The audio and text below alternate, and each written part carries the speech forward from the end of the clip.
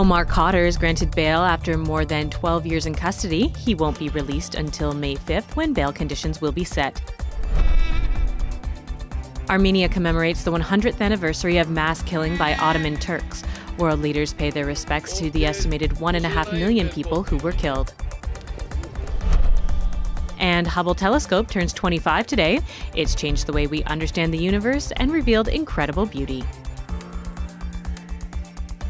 Hi, and welcome to Humber News. I'm Kendra Hamilton, coming to you from our newsroom here at Humber College North Campus. Toronto-born Omar Cotter has been granted bail by an Alberta judge. The decision was handed down this morning. The 28-year-old has been in detention for the last 13 years, accused of throwing a grenade that killed an American soldier in Afghanistan. Cotter confessed, but only after being subjected to advanced interrogation tactics. He spent 8 years in Guantanamo Bay before even facing trial. His case has prompted humanitarian complaints about the treatment of child soldiers. Cotter is serving the balance of an 8-year sentence handed down by a U.S. military commission in 2010. He's not free yet. Conditions for his release will be announced on May 5th. It's a solemn day of commemoration in Armenia. Today marks the 100th anniversary of the Armenian genocide, in which an estimated 1.5 million people were killed.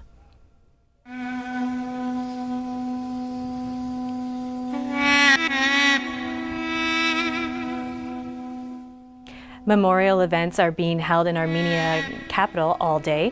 Delegates from around the world are taking part in the ceremonies.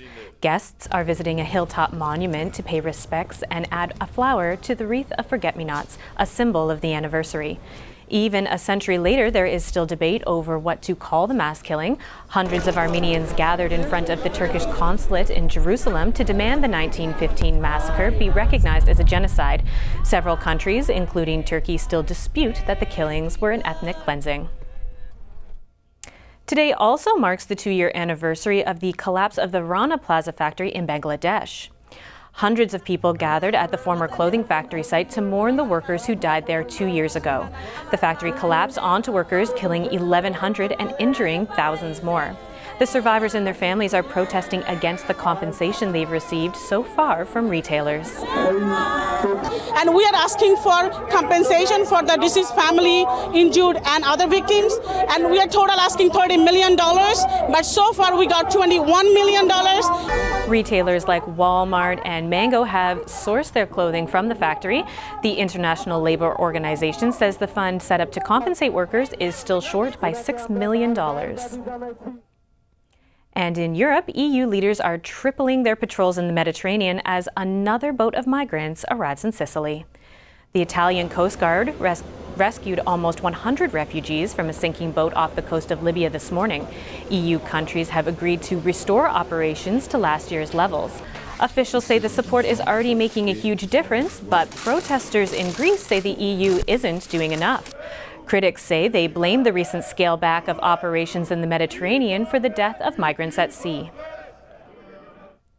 To the U.S. now, where the expression break a leg might have jinxed some high school students' final performance of the year.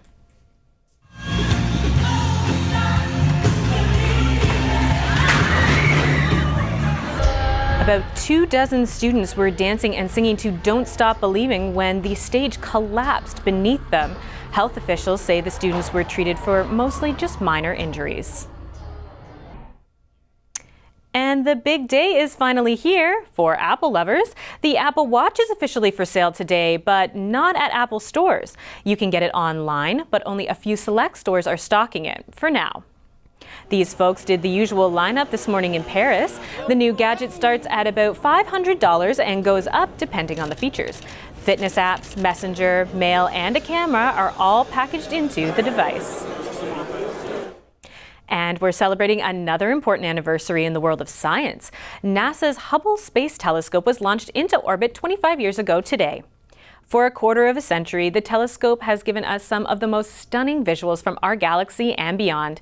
Its powerful lens has given scientists a view of the early days of our universe, including the formation of stars and galaxies billions of years ago. But Hubble's days are numbered. It will continue to drift lower and lower in orbit until it crashes into Earth around 2037. We're going to take a short break, and when we come back, we'll tell you what's happening in the world of sports, and Jessica Ladd will have your 3-day forecast. The clouds have parted, the sun is shining, and allergy season is in full effect. We have your full 3-day forecast and more after the break. But first, in entertainment, this month marks the 40th anniversary of a beloved comedy classic.